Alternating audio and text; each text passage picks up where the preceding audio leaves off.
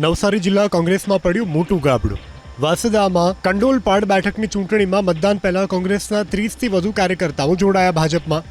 લીંબારપાડામાં યોજાયેલ સભામાં વલસાડના સાંસદ ધવલ પટેલે તમામ 30થી વધુ કોંગ્રેસના કાર્યકર્તાઓને ભાજપનો ખેસ પહેરાવીને પક્ષમાં આવકાર્યા। બીજી તરફ બિલીમોરા નગરપાલિકાની ચૂંટણીમાં અપક્ષ કે કોંગ્રેસમાંથી ઉમેદવારી કરનાર ભાજપના નવા આગેવાનોને કારણદર્શક નોટિસ ફટકારવામાં આવી।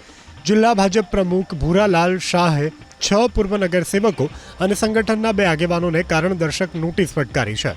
ભાજપથી છેડો ફાડી અને કોંગ્રેસના મેન્ડેટ પર ઉમેદવારી કરનાર પૂર્વ પાલિકા પ્રમુખ સંધ્યા પટેલ, પૂર્વ નગરસેવક નરેશ પટેલ, રમીલા ભાદરકા, કિરણ વાઘેલા, મુકેશ પટેલ અને મનીષા પટેલને ભાજપે નોટિસ ફટકારી છે।